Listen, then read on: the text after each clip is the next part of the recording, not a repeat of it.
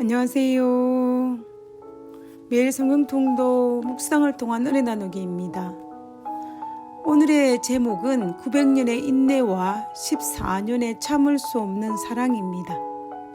오늘 성경 본문의 배경은 에스겔 43장입니다. 에스겔 43장 10절에서 11절에 인자야, 만일 그들이 자기의 행한 모든 일을 부끄러워하거든 그들로 그 모든 법도와 그 모든 규례를 지켜 행하게 하라. 남방유다가 망한 지 이제 겨우 14년이라는 세월이 흘렀을 때였습니다. 예루살렘 성전이 무너진 지 14년이 흘렀다는 소리입니다. 연대적으로 보면은 BC 572년이 됩니다. 그때에 하나님께서는 바벨론의 포로로 잡혀있는 사람들 중에 선지자로 세움을 입은 에스겔을 찾아오셔서 자신의 사랑을 참지 못하고 진심을 드러내고 마셨습니다. 하나님께서 에스겔을 이상 중에 폐허된 고향 예루살렘 땅으로 데리고 가셨습니다. 그런데 폐허된 도성이 아니라 회복된 성전이 이상 중에 에스겔의 시야에 들어왔습니다. 하나님은 에스겔에게 성전 구석구석을 보여주셨습니다. 그리고 여호와의 영광이 동문을 통하여 성전 안으로 들어와 성전에 가득한 이상을 보게 됩니다. 에스겔이 이때에 얼마나 감동을 받았을까요?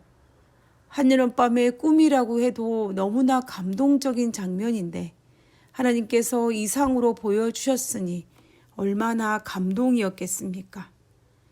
에스겔의 입장에서는 현실적으로는 희망이 없는 상황이었는데 하나님으로부터 오는 이 이상을 통하여서 한 줄기 빛을 발견하게 됩니다.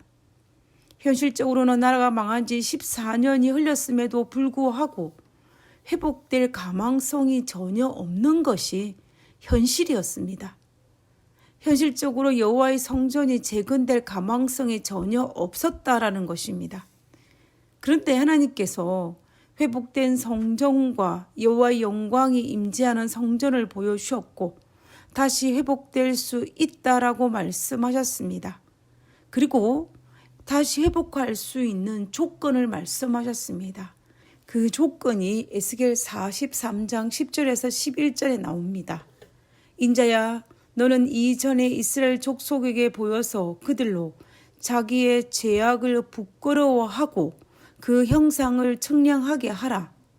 만일 그들이 자기 행한 모든 일을 부끄러워하거든 너는 이전의 제도와 식량과 그 출입하는 곳과 그 모든 형상을 보이며 또 그 모든 규례와 그 모든 법도와 그 모든 율례를 알게 하고 그 목전에 그것을 써서 그들로 그 모든 법도와 그 모든 규례를 지켜 행하게 하라.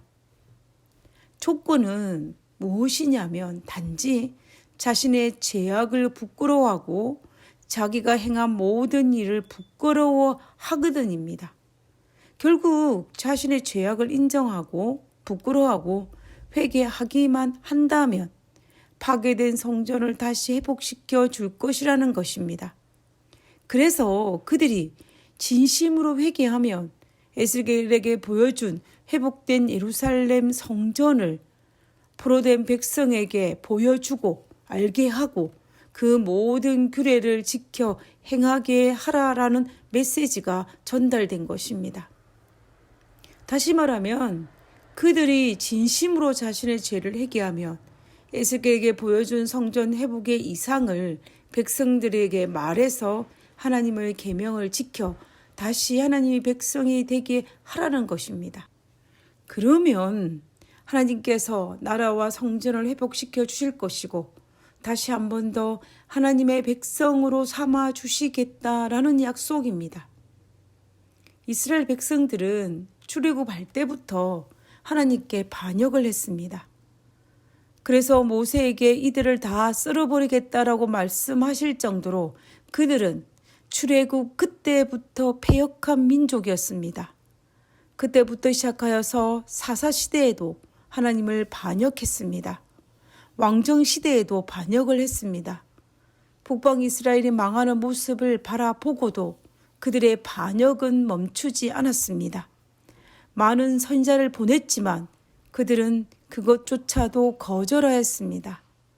출애굽부터 시작된 하나님의 인내와 사랑은 남방 유다가 멸망할 때까지 무려 900년이라는 긴 시간 동안 지속되었습니다. 900년 동안 가슴이 문드러졌지만 하나님께서는 포기할 수 없는 사랑 때문에 붙들고 계셨다라는 것입니다.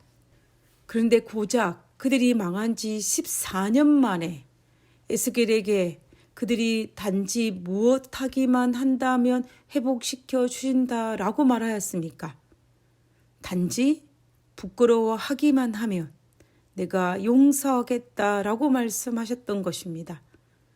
패역한 이스라엘을 버리지 못해 900년을 인내하신 하나님이 그들의 패역을 용서하고 싶어서 안달이 나는데 고작 14년밖에 걸리지 않았다는 이 사실 앞에 우리는 하나님의 사랑이 얼마나 큰지 우리가 어찌 짐작이나 할 수 있겠습니까? 우리는 이런 엄청난 사랑을 받고 있는 사람입니다. 어떤 이들은 구약의 하나님이 무서운 하나님이라고 이야기합니다. 그러나 저는 구약의 하나님은 피가 철철 나면서도 포기하지 못해 인내하시는 하나님의 사랑을 발견하게 됩니다. 그래서 구약에 나타난 하나님의 사랑이 너무나 가슴 아픕니다. 우리는 우리 때문에 우리가 사랑하는 하나님이 많이 아프지 않게 해야 합니다. 우리 때문에 많은 눈물을 흘리지 않게 해야 합니다. 가슴을 치며 통곡하지 않게 해야 한다라는 것입니다. 하늘에 계신 저희들의 아버지, 정말 저의 소원은 저로 인해 당신이 너무 마음이 아프지 않기를 바랍니다. 당신의 위로자가 되고 싶지, 당신의 아픈 손가락이 되고 싶지는 않습니다. 하나님, 부디 당신의 사랑의 깊이를 날마다 새롭게 깨닫게 하여 주시옵소서. 그래서 그 사랑 앞에 부복하게 하옵시고 그 사랑 때문에 기뻐하며 승리하는 그리스도의 삶을 살 수 있도록 하여 주시옵소서.